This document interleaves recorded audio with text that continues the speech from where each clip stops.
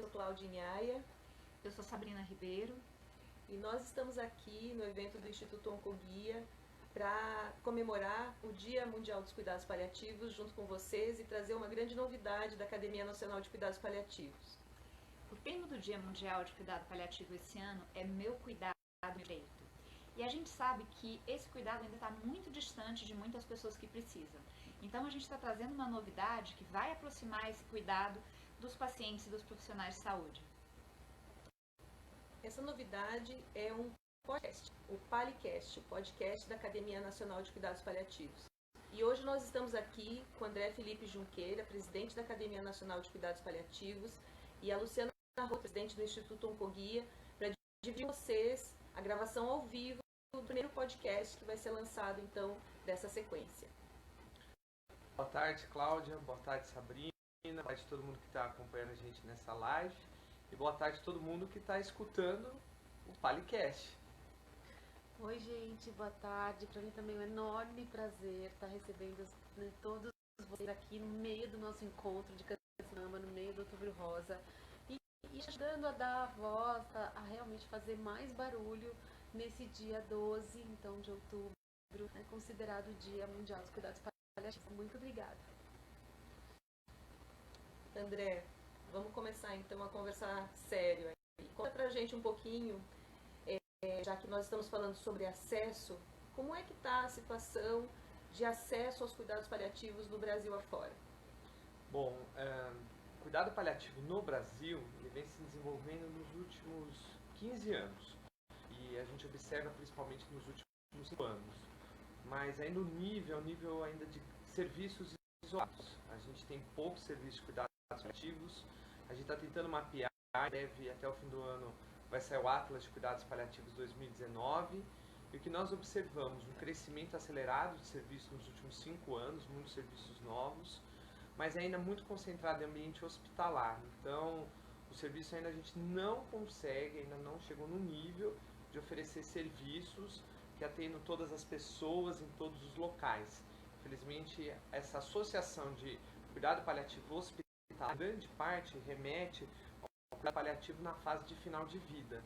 Então, acho que o primeiro desafio é a gente conseguir ampliar o cuidado paliativo, ele sair dos hospitais. Claro, ele ainda tem que crescer em muitos hospitais, a grande maioria no Brasil não tem equipes, mas não concentrar só em hospitais. A gente tem que ter cuidado paliativo em ambulatórios, Educativos como esse que a gente está fazendo hoje e muita atuação em advocacy, que é realmente um trabalho mais específico em monitoramento, mobilização, proposição, sempre de forma muito responsável, contribuir com melhorias para as políticas públicas. Então, para que a gente consiga realmente fazer com que o câncer seja tratado, por exemplo, pelos nossos governantes com mais prioridade. A gente sente muita falta, né, de um olhar mais atencioso, tanto para o controle, para o combate, para o tratamento, para o cuidado mesmo das pessoas que enfrentam essa doença de uma forma mais prioritária. Então, tudo isso a gente, por meio de ações, de projetos que muitas vezes beneficiam as pessoas individualmente, muitas vezes no coletivo. Então, no coletivo a gente tem até algumas situações que a gente conseguiu propor um projeto de lei, mesmo aprovar uma lei, ou ir numa consulta pública, fazer uma sugestão de uma incorporação de uma nova tecnologia, participar de um guideline importante de suporte para o paciente com câncer. Então, dessas maneiras, a gente está sempre muito envolvido nessa nossa causa aí, que é o mundo do câncer. Meu Cuidado, Meu Direito, que fala sobre acesso, conversa sobre muitas coisas, né? Conversa sobre o acesso da paciente, no caso aqui estamos falando, né, do Outubro Rosa, pacientes com câncer de mama, do acesso à paciente aos cuidados. Nós estamos falando de acesso à paciente à informação, de acesso da paciente aos tratamentos, né? É uma grande variedade de acessos que muitas vezes a gente percebe que estão sendo negados às nossas mulheres no Brasil. André, comenta um pouco com a gente a respeito de como está crescendo a atenção, principalmente na atenção básica, assim, às pessoas que precisam de cuidado paliativo. Porque o que a gente percebe, como você mesmo falou, é que o cuidado paliativo está concentrado na fase final de vida, concentrado dentro dos hospitais, mas, por outro lado, vem crescendo cada vez mais o número de pessoas vivendo por mais tempo com câncer metastático. E essas pessoas que muitas vezes têm qualidade de vida boa, em outras não é bem assim. Elas precisam de controle de dor, elas precisam de controle de sintomas. Como tem sido a experiência da Academia Nacional no suporte ao crescimento dessas iniciativas na atenção primária em especial? Queria ouvir um pouquinho mais desse cuidado paliativo fora do hospital. Como ele está acontecendo? Cláudia, a gente está vivendo 2 momentos assim fundamentais. Primeiro, um trabalho que a Luciana também lidera, via Oncoguia, existem outras associações, as pessoas terem acesso ao conhecimento. Né?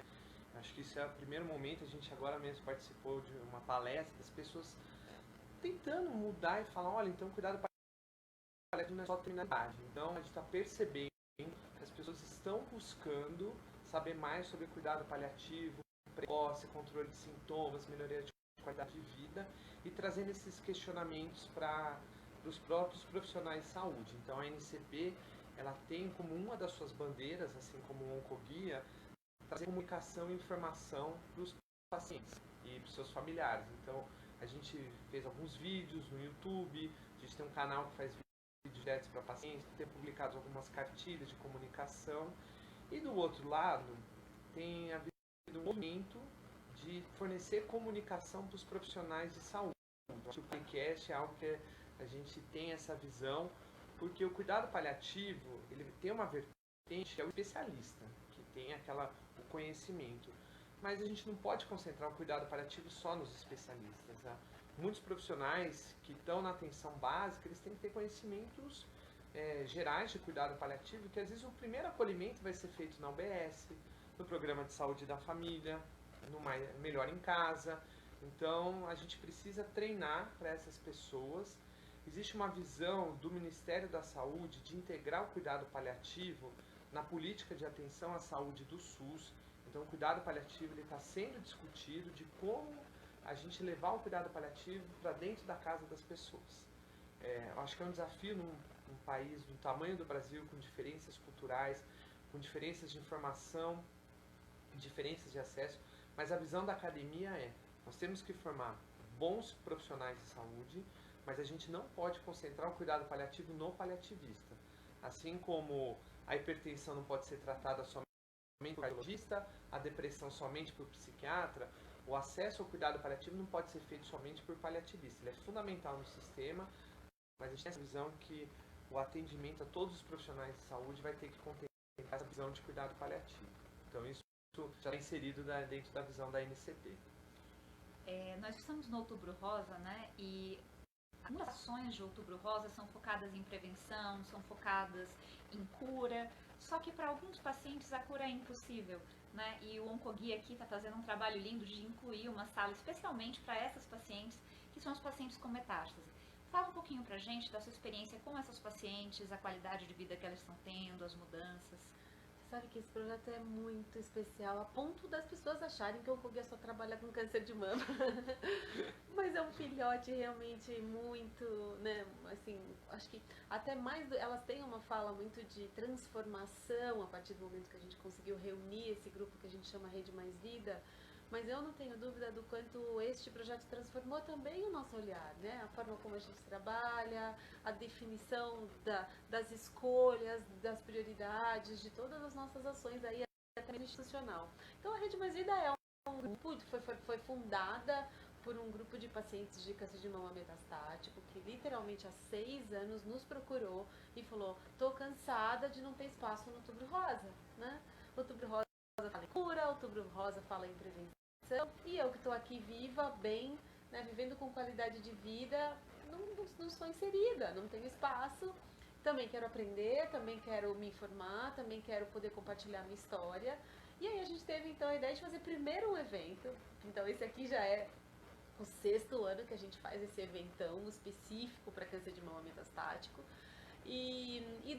Dessa reunião dessas mulheres, a gente criou essa Rede Mais Vida, que foi fundada por 30 pacientes de câncer de mama metastático de diferentes regiões do Brasil, que tem como missão achar outras pacientes e garantir para elas apoio e informação. Então, que eu acho que é uma duplinha que pra gente é uma grande receita de sucesso. Eu acho que quando a gente está falando de qualquer paciente, de qualquer momento, em especial essas pacientes que estão numa fase um pouco mais avançada, o acesso a uma informação de qualidade somada a esse apoio, né, que muitas vezes pode vir da ONG, pode vir do médico, pode vir da rede que ela está inserida, do grupo do Facebook, do grupo do WhatsApp. Acho que isso é uma grande receita de sucesso, né? Do quanto realmente elas vão se sentindo mais preparadas. Aí vem uma palavrinha aí mais da moda, né? Que é se sentindo mais empoderadas. E acho que elas saem um pouco de uma posição mais passiva para uma posição mais ativa, de entender, de ser mais protagonista da sua própria história, de conseguir se colocar para o médico que realmente importa. Falar, doutor, né, nessa fase da minha vida eu gostaria de viajar, nessa fase da minha vida eu quero casar, ou então tá muito pesado o meu tratamento. Outro dia eu ouvi de uma paciente que falou, Lu, eu cheguei para o meu onco e falei, deu este tratamento. Porque para mim, né, para eu me sentir bem, para eu poder dizer que eu estou com qualidade na minha vida, eu preciso conseguir descer do meu prédio e andar na praia. Porque ela falou, eu moro de frente para a praia e eu não estou conseguindo fazer isso. Né? Então ela falou de tanto efeito colateral que eu estou enfrentando. E ela chegou para o oncologista dela e falou isso. Né? E aí os dois, né, conseguiram chegar aí num acordo que passou por diminuição de dose, depois passou até por uma troca de protocolo, mas são meninas que a gente está vendo, né, que a gente está vendo na prática, tendo, né, até mesmo suas condutas terapêuticas sendo redesenhadas, redefinidas, conseguindo passar essa mensagem mesmo até para os seus cuidadores, né, para os seus próprios oncologistas, de que forma elas querem viver, né, do que realmente importa nesse momento. Eu estou percebendo que você está falando de coisas fundamentais que a gente fala o tempo todo quando dá aula sobre cuidados paliativos, né? A gente está falando sobre objetivo de cuidado, a gente está falando sobre autonomia, né? A gente está falando sobre decisão compartilhada na prática, né? Na prática é outra coisa, é muito além da teoria, né? Cláudia, acho que o desafio a gente estava reunida ontem, a gente sempre traz a rede um dia antes desse encontro e passa um dia inteiro pensando, refletindo, ouvindo as dificuldades delas como agentes, ouvindo as dificuldades delas como pacientes, e ontem a gente pensou um pouquinho até, refletiu junto com elas sobre o futuro da rede, né? Como é que a gente vai caminhar aí o trabalho e ampliar. E o que fica aqui, talvez tenha um lado que é o mais dolorido, é o quanto a gente é muito pequenininho e o quanto essa realidade de acesso à informação, desse cuidado diferenciado, desse posicionamento que elas vão adquirindo, ainda é muito pouco, né, muito pouco paciente que consegue ser dessa forma, sabe? Então, elas mesmas estavam se questionando, né? Como é que a gente vai ampliar isso? Como é que a gente vai plantar mais sementinha? E o medo que as pacientes têm, né? A Lu mesmo falando, eu já percebi que às vezes eu chego na quimioterapia, o meu oncologista estrategicamente me coloca do lado de alguns pacientes ali que estão um pouco mais, né, mais negativos, mais receosos. E ela falou, eu vejo a transformação. Mas ainda eles não querem se aproximar muito, eles ainda não querem trocar o WhatsApp, né? E a gente estava conversando o quanto é processo mesmo, né? A gente refletiu muito ontem sobre processo, como as coisas não acontecem da noite pro dia, mas algumas coisas precisam ser faladas, algumas coisas precisam ser realmente colocadas para começar a gerar mudança. Eu acho que ampliando isso que você está falando, Luciana, cuidado paliativo, ele tem essa parte, né, como qualquer assistência, ele é uma parte da assistência, mas ele só acontece em locais que dão essa voz para as pessoas, né? Ele é parte de um sistema democrático e um sistema que valoriza a dignidade do próximo, né? Eu acho que isso se insere no momento que a gente está no Brasil e no mundo, das pessoas refletirem o que querem, o que não querem, né? E também dos profissionais aceitarem que os pacientes têm voz ativa, né? Até agora a gente ouviu um depoimento, eu achei muito interessante, que a paciente falou: eu não sou mais paciente, eu sou agente. Então eu tenho a missão de levar essa informação para outras pessoas. Então eu vejo muito isso, que nós como profissionais de saúde, a gente tem que aceitar que as pessoas têm voz ativa. Existe protocolo, existe guideline, existe regras, existem, sempre vão existir, mas a gente não tem que parar de pegar a pessoa, encaixar dentro do protocolo e mudar, e ver qual protocolo se encaixa para a pessoa. Né? E a gente também ouviu de uma outra que chegou pro onco e falou: ó, dá licença que eu vou sair de férias um mês, né? Não quero remédio por um mês porque eu preciso descansar, né? E eu vejo essa visão que a gente tem assim.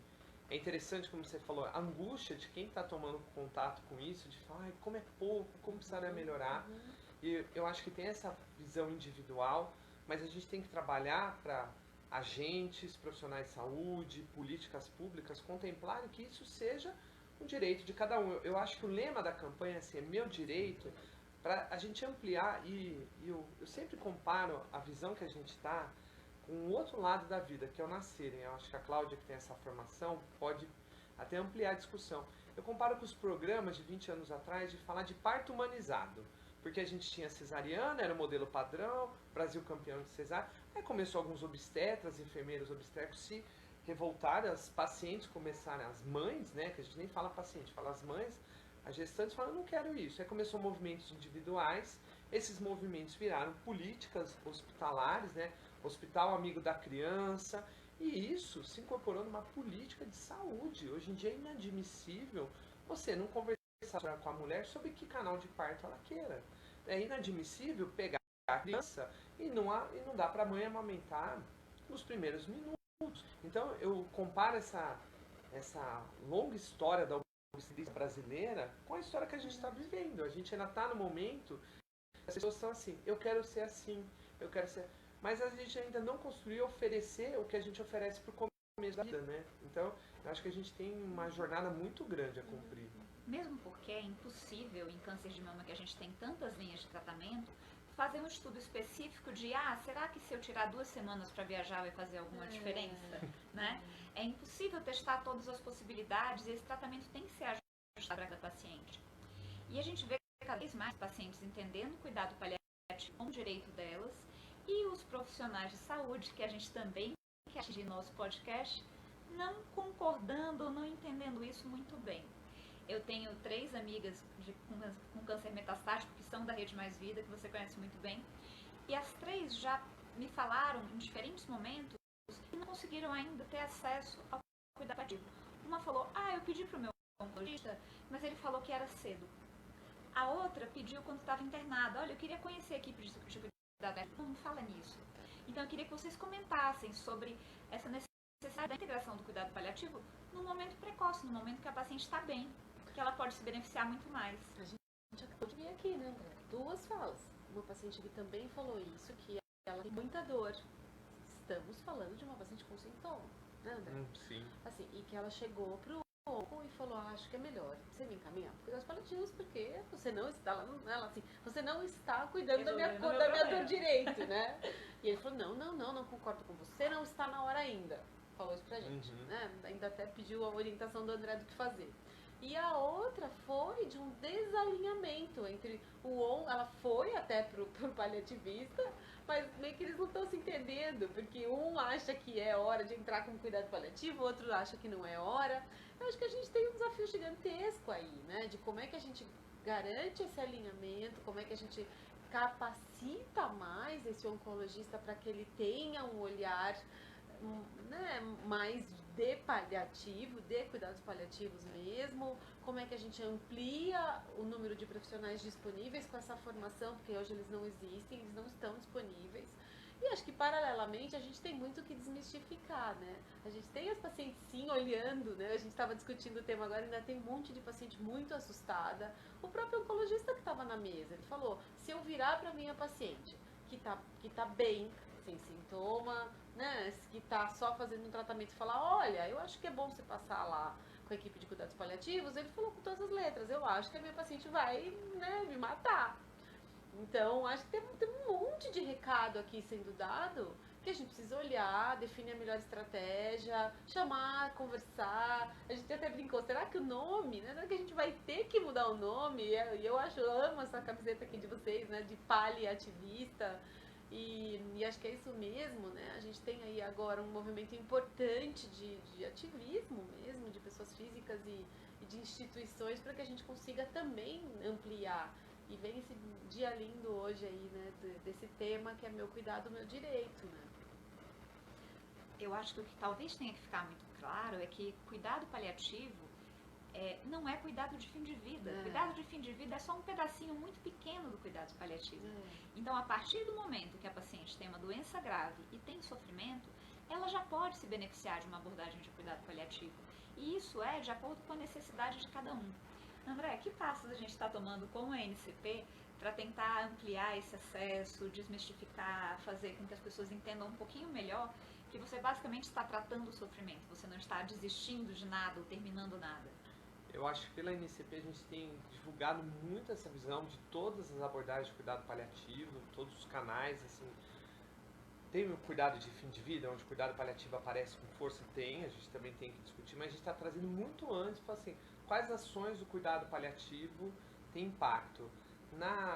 Acho que um marco agora que a gente tem no cuidado paliativo no Brasil foi a resolução 41, aprovado pelo Ministério da Saúde, CONAS e CONASEM, o ano passado, em outubro, que ela traz essa visão, né? A política do SUS já fala que o cuidado paliativo é uma abordagem precoce, que qualquer doença que ameace a vida na fase aguda ou crônica.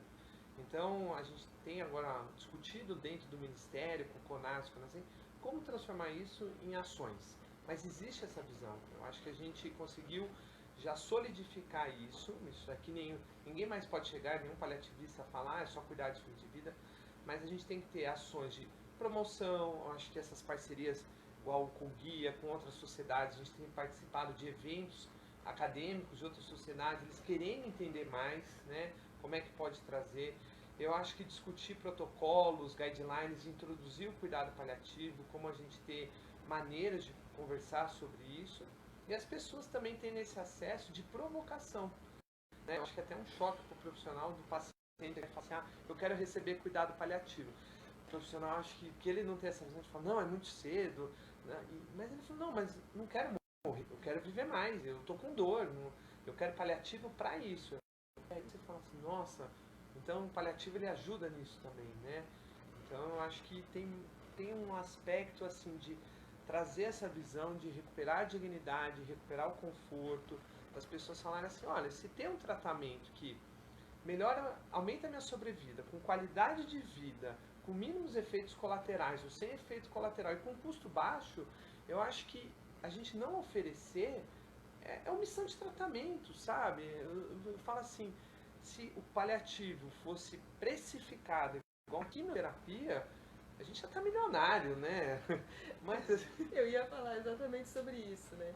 Que trabalhos muito respeitados, né, na literatura demonstraram que a introdução do paliativo, né, junto com a terapia convencional, não é né, junto com a terapia convencional, ele é capaz de não só melhorar a qualidade de vida, mas também de prolongar o tempo de sobrevida dos pacientes, em função de escolhas mais erradas, né, que não prejudicam tanto a saúde dessas pessoas já tão fragilizadas em determinadas fases da doença. E isso valeria milhões de dólares se fosse uma medicação, né? Quantas e quantas medicações a cada ano, né, no Congresso Americano de Oncologia são lançadas, prometendo aumentos de sobrevida de 8 a 12 semanas, que foi justamente o trabalho mais conhecido que foi publicado nessa área mostrou. Eu só queria fazer um paralelo, Cláudia, que eu falei agora, eu sou geriatra como especialidade de base. E tem uma doença que esse cuidado paliativo está tão intrínseco, precoce, que são as demências, especialmente o Alzheimer. Assim, em poucos meses do diagnóstico da doença, você já alcançou a terapia de controle da doença. Basicamente, são 2 linhas de medicamento que estão disponíveis há 20 anos. Infelizmente é uma área que a medicina não avançou. E daquele momento em diante, basicamente o acompanhamento é com foco em cuidado paliativo, porque a gente vai discutir controle de sintomas, qualidade de vida, as pessoas vão piorando progressivamente. E aí eu falei, às vezes você começa a conversar com o paciente, de falar até quando eu vou dirigir, até que momento eu vou ter controle sobre minhas finanças, quando é que eu vou poder sair de casa e fazer algo sozinho, e lá pra frente, controle de comportamento, ele está na fase muito avançada, que a pessoa não quer comer ou já não reconhece os familiares, e os cuidados de indivíduos específicos do Alzheimer. Eu acho que é muito difícil a gente ter é inadmissível você ficar cuidando do paciente do Alzheimer e só focar na terapia farmacológica num processo que é degenerativo. Eu estou trazendo essa visão porque eu sei que a oncologia é um desafio enorme, outras doenças crônico-degenerativas, mas assim, é algo que a gente incorpora na nossa visão, porque as pessoas entendem, sabe? E fala assim, que bom que eu vou no geriatra, no neurologista, ele pergunta assim, como é que ele tá, o que está incomodando, né? Eu não fico perguntando assim, vamos trocar o medicamento, porque já não é a abordagem principal, né? A Luciana falou de uma paciente com dor não controlada, né? E a dor ainda é um sintoma que a gente entende um pouco melhor. Agora, a abordagem de cuidado paliativo em sintomas como, por exemplo, fadiga. Quantas vezes as pacientes reclamam, falam, olha, eu tô cansada, eu tenho fadiga, elas ouvem é assim mesmo. Só que não é assim mesmo. Tem muitas intervenções de terapia ocupacional, de fisioterapia, farmacológicas, não farmacológicas, que podem fazer com que a paciente conviva melhor com uma coisa que é debilitante para ela. Né? Então, a gente médico, a gente não se acostuma a focar no sintoma como uma coisa prioritária. Isso é uma coisa muito do cuidado paliativo. A gente estava tomando café e estava um paciente falando de neuropatia. Agora, o que eu vou fazer com a minha xícara? Como é que eu vou me adaptar? Né? Então, eu queria que você falasse um pouquinho do trabalho de equipe. Como esse trabalho em equipe pode ajudar a paciente para ter uma qualidade de vida melhor? Sabrina, é super importante. Eu estou de novo aqui lembrando de uma pergunta que as pacientes fizeram para o André aqui.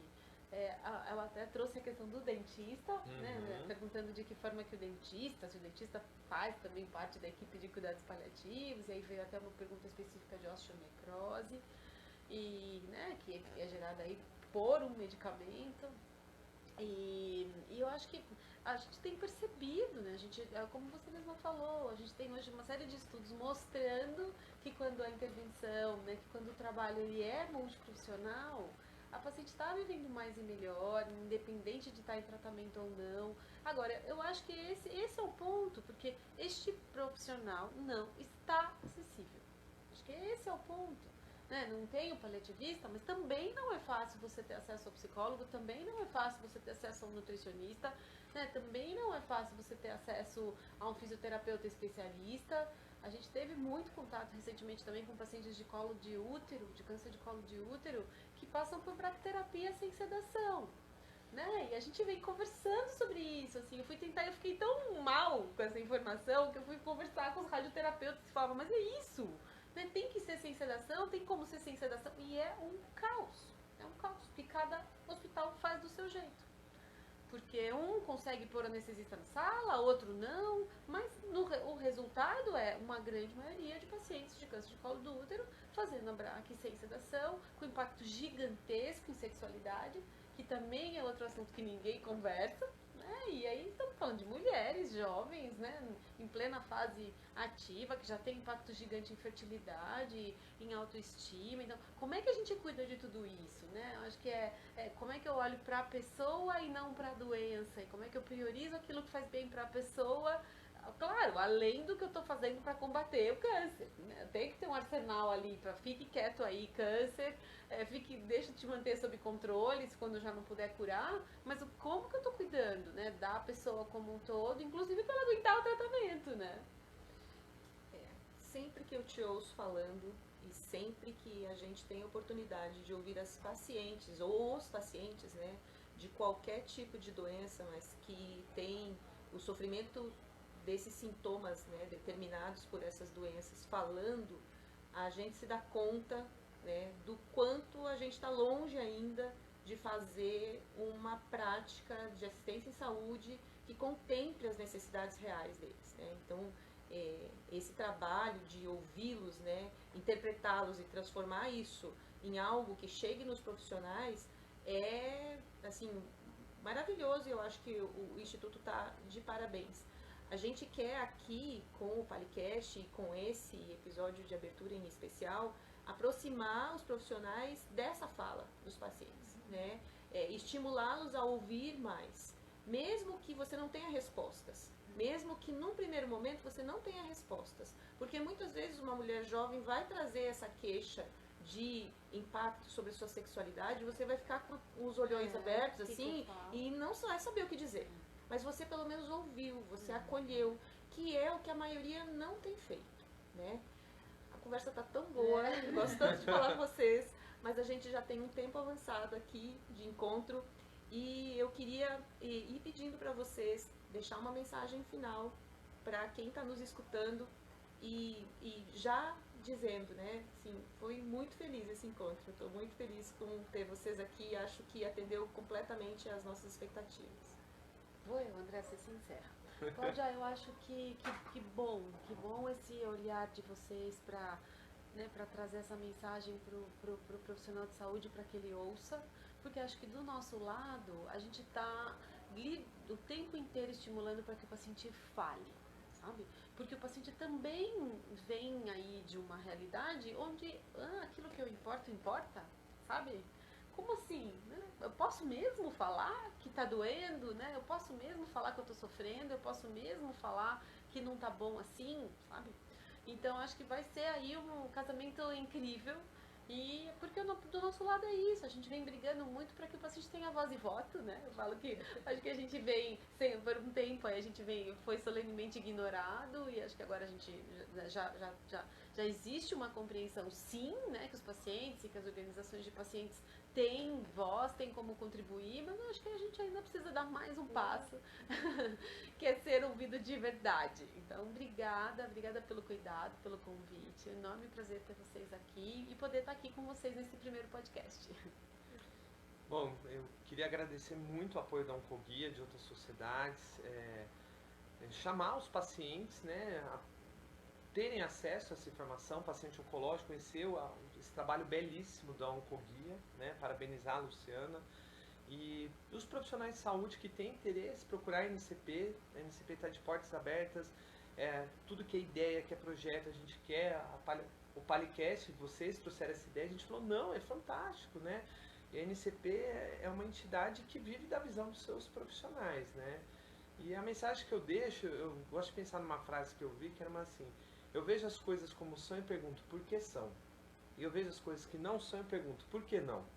Eu acho que a gente tem que viver nessa filosofia de sair da zona de conforto, pensar fora da caixa, mas pensar qual é o conforto para isso. Então, eu acho que a gente são passos iniciais, eu acho que quem começa a dar esses passos quer correr, a gente fala, nossa, não tenho fôlego ainda, né? Mas que bom que a gente está vivendo esse momento, que está tendo essa abertura, e que a gente tem a possibilidade de crescer em conjunto, né? Então, eu acho que a mensagem que eu deixo é assim, junte-se a nós, você que está incomodado, você que está com dor, você que está indignado, né, do que a gente está vendo, contribua para crescer. E parabenizar vocês duas por estarem trazendo essa visão aí, trabalhando com a diretoria da NCP, toda a NCP, da gente construir aí mais um momento de comunicação e de transformação dos nossos pacientes e profissionais de saúde. Então eu vou encerrar resumindo um pouco do que vocês falaram, que o cuidado paliativo é sim um direito do paciente, que ser ouvido é um direito do paciente e que a gente está aqui trabalhando para que esse direito seja cada vez mais respeitado e acolhido, porque o médico quer saber como cuidar melhor do seu paciente. Às vezes ele não sabe como, mas a gente vai devagarzinho aprendendo. Muito obrigada a vocês pela presença. Muito obrigada. E para quem está nos assistindo, a partir do dia 18, acompanhem o site da NCP, que vão começar a ser postados, então, os Palicasts. O primeiro vai ser esse, que foi gravado aqui com a gente, mas existem outros já no forninho para sair, com gente muito interessante, vocês não vão se arrepender de nos acompanhar. E se vocês tiverem sugestões de temas, episódios ou convidados, podem mandar para a NCP no inbox ou para palicast@gmail.com. Muito obrigada por estarem com a gente. Até a próxima.